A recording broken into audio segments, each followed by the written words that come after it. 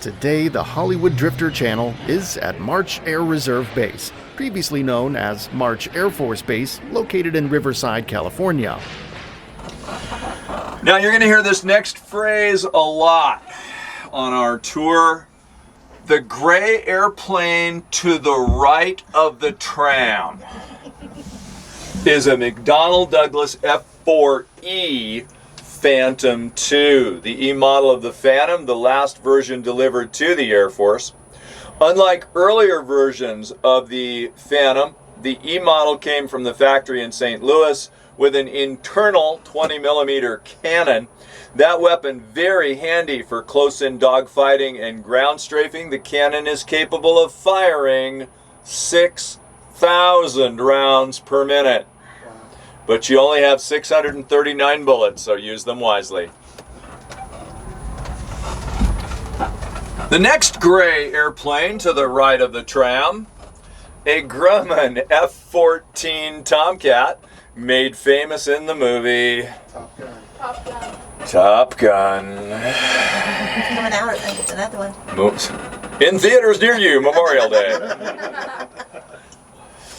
For some 30 years, the Tomcat was the fleet defense interceptor in the United States Navy. When the airplane was new back in the 1970s, it was an absolute technological marvel. Its very powerful radar could track multiple targets out beyond ranges of 100 miles.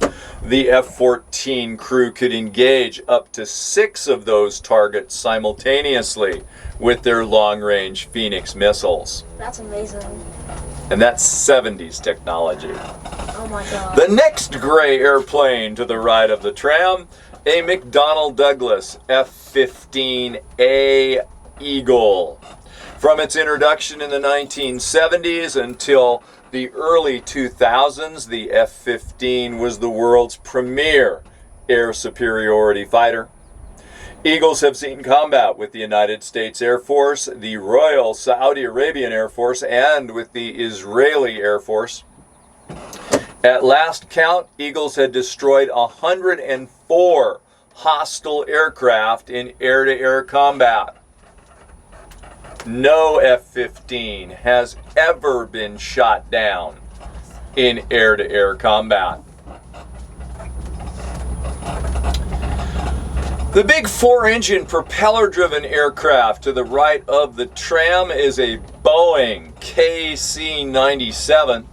This is a flying gas station from the 1950s. Because I want to get you guys up close and personal with our Century Series jet fighters, we're going to loop around here. We'll come back to the KC-97 in just a little while.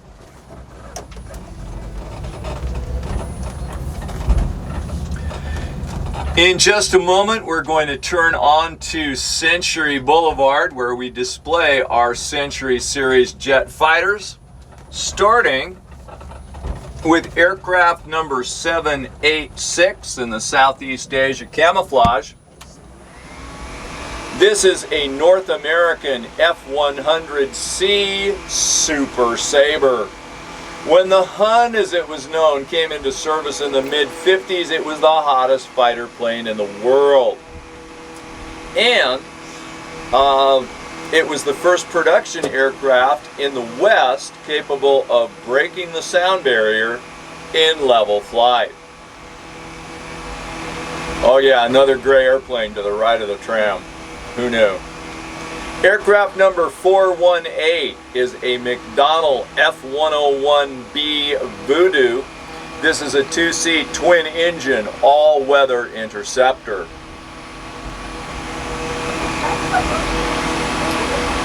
And the next gray airplane to the right of the tram, a Convair F-102A Delta Dagger.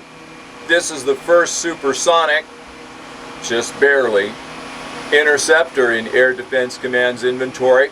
The most famous F-102 pilot was a young Texas Air National Guardsman, First Lieutenant George W. Bush. I know. Gordon, when are you going to put the rest of the wings on this one? Nope, that's it. This airplane gives a whole new meaning to the old expression, "in thrust we trust." This is a Lockheed F-104A Starfighter. This is the first production aircraft capable of Mach 2, or twice the speed of sound in level flight. Not only could it go fast, it could climb like a rocket. But it couldn't fly very far, and it had the turning radius of an ocean liner.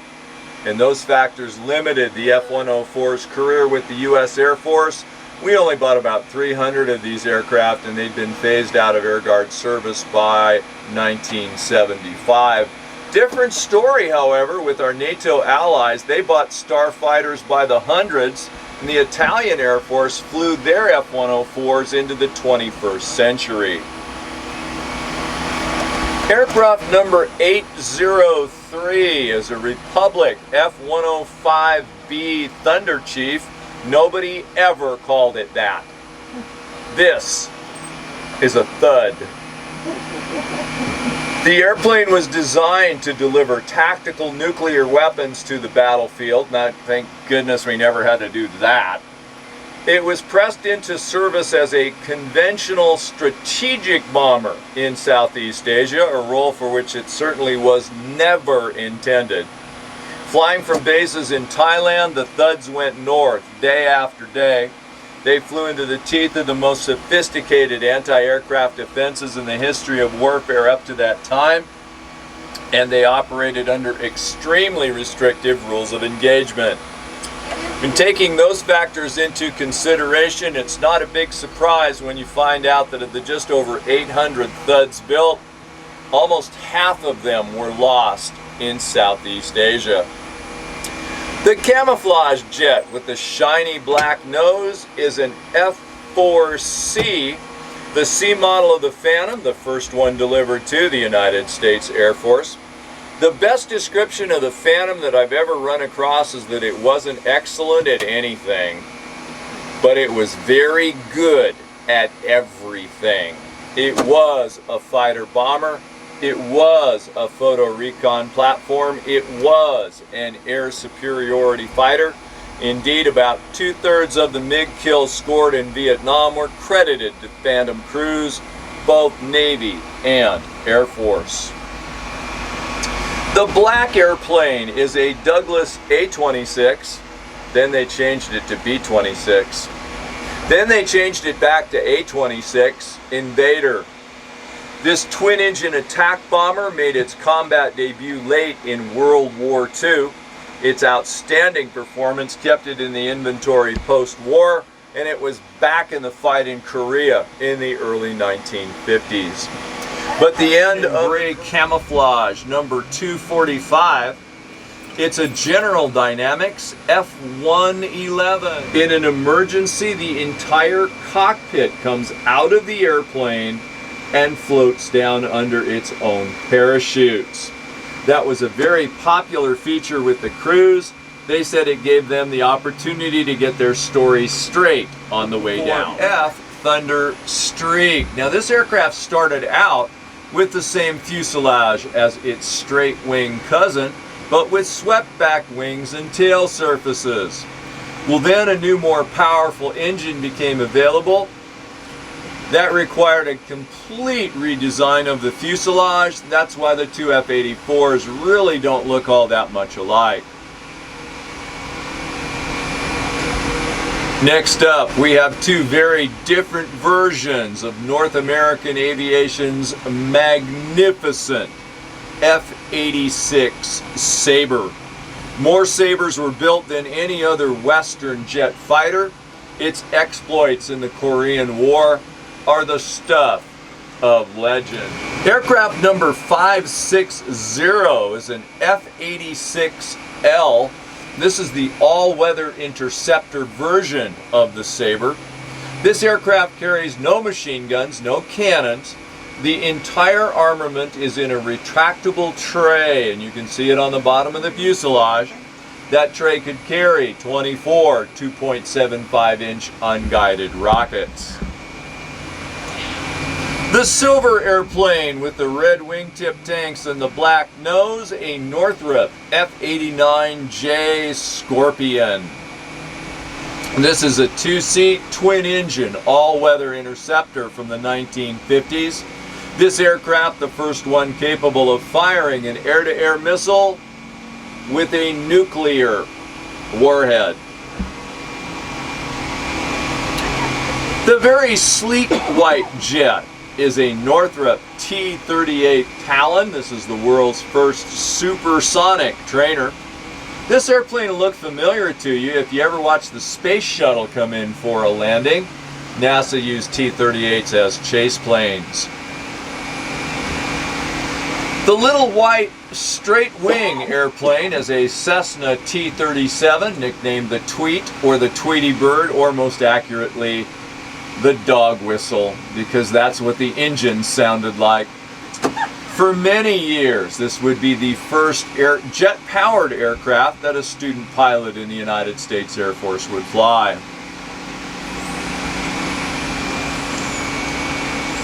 The first jet fighter to see service in large numbers with the United States Air Force was Lockheed's F-80 Shooting Star.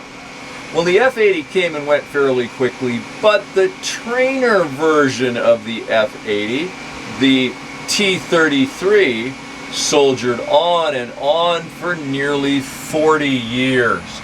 Thousands of free world military pilots trained in T-33s. Now, our airplane has kind of an right. Two of the most widely used training aircraft of the World War II period. The airplane with the red cowling and the red propeller spinner, a consolidated Vultee BT-13 Valiant. Aircraft number 60 is a North American T-6 Texan if you're an Air Force type, and SNJ if you're a Navy or Marine Corps type, or if you were in the Royal Air Force or one of the Commonwealth Air Forces, it was a Harvard. Looking for just a moment to the left of the tram, the big airplane in the green and gray camouflage, a Lockheed C-141 Starlifter. This is the first of the all-jet powered heavy lift transport aircraft. The C-141 entered service in 1963. The last one was retired to the Air Force Museum in 2006. No doubt about it, the highlight of the C-141's career came early in 1973 when Starlifters flew into Hanoi to evacuate our POWs at the end of the Vietnam War. Continuing to look to the left of the tram, you'll see a blue twin-engine aircraft number 473. This is a Lockheed C-60 Lodestar. It's the military transport version of an early 1940s vintage airliner. The big gray airplane on the right of the tram, a Boeing KC-135 Stratotanker. This is the first of the all-jet powered tanker aircraft. KC-135s entered service in 1958. This is actually the 13th aircraft off the assembly line. And KC-135s continue to serve in the 21st century.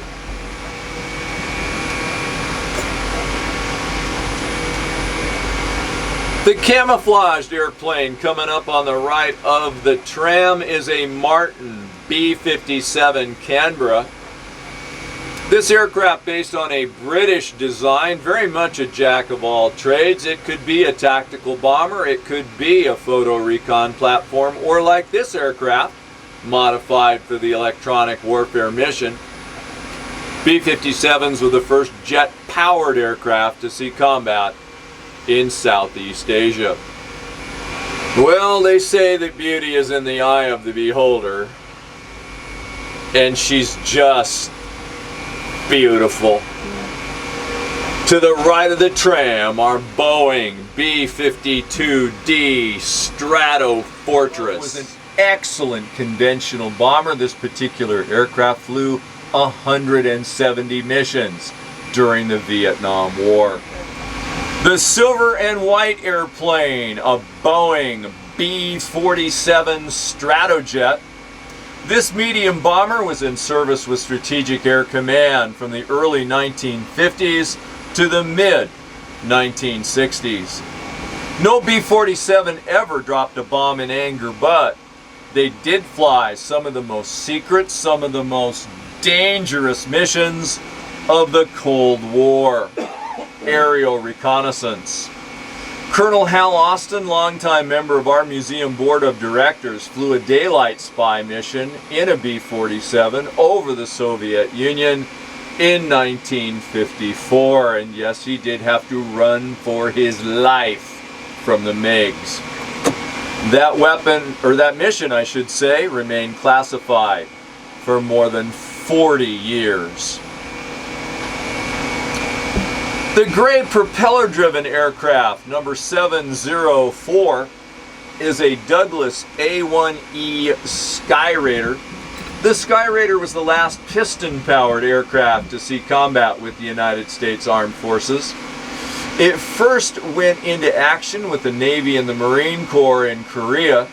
A decade later, the Air Force acquired several hundred of these aircraft, used them very effectively in the close air support role in Vietnam. The gray jet with the white nose and the blue stripe on the tail is a Northrop A9.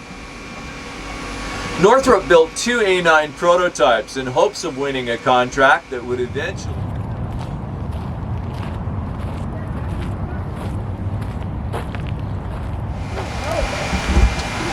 Now I get to show you one of the most iconic combat aircraft of all time. This is our Boeing B-17G Flying Fortress.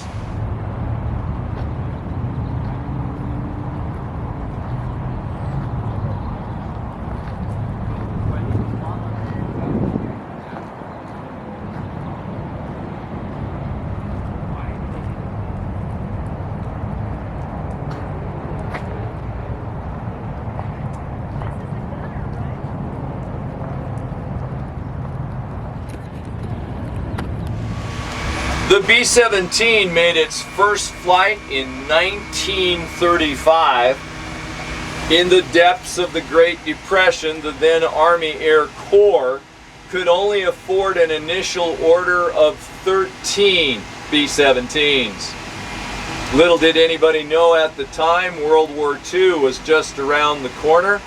We would wind up building nearly 13,000 B-17s. We come back to the KC-97.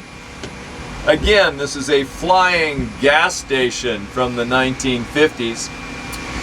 This aircraft features four of the most powerful piston engines ever built.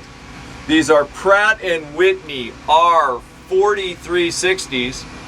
Each engine has 28 cylinders and 56 spark plugs. Each engine is rated at 3,500 horsepower for takeoff. Oh yeah, MiG-21, huh? Yeah. The first production jet fighter in the Eastern Bloc capable of Mach 2. More MiG-21s were built than any other Mach 2 jet fighter, nearly 14,000. Aircraft 0409er is a MiG-19. This is the first supersonic fighter in the Eastern Bloc. This particular aircraft is a Vietnam veteran. Their side. Aircraft 1605, a MiG-17. This classic jet fighter from the 1950s served with virtually every air force in the Warsaw Pact or the Arab world at one time or another. Aircraft number 273 is the two-seat trainer version of the MiG-15 of Korean War fame. This particular aircraft is displayed in the markings of the Polish Air Force.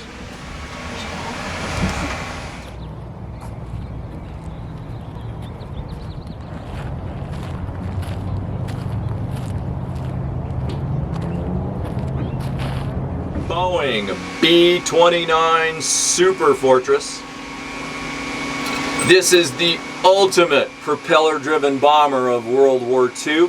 It actually cost more to design and build the B-29 than it did to make the atomic bomb. This airplane brought together all kinds of cutting-edge technologies for the 1940s. Anytime you do something like that, you are bound to have problems. And the B-29 program had its share. The most serious problem facing the B-29 program, the nasty habit of the engines catching on fire. I talked to a gentleman once who had flown some of the very first B-29s off the assembly line. He said, we never got in the airplane and asked, are we going to have an engine fire on this flight? It was when, how many, which ones. Luckily, the B-29's problems are solved. It goes on to an outstanding combat career in the last 14 months of World War II. It's back in the fight in Korea in the early 1950s. But the airplane will always be remembered for delivering atomic bombs to the Japanese cities of Hiroshima and Nagasaki in August of 1945. Now, I should point out that most of the World War II airplanes that you see in museums survived because they never went overseas during the war. Different story with our B-29. It flew 11 missions over Japan in the summer of 1945.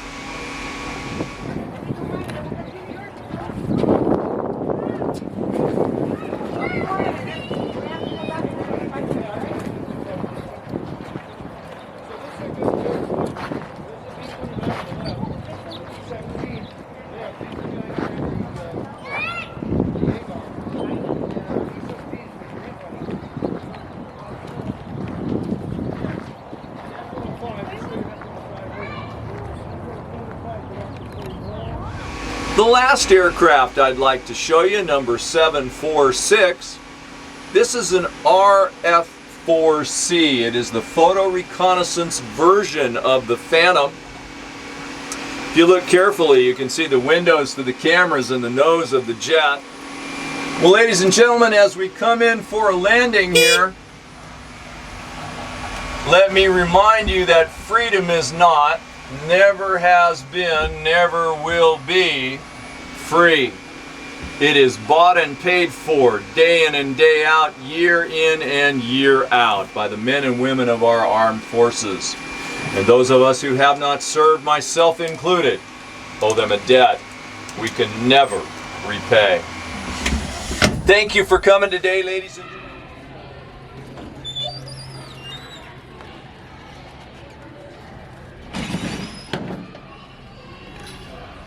The Hollywood Drifter channel would like to thank you for watching. For more videos of historic and iconic locations, please make sure to subscribe.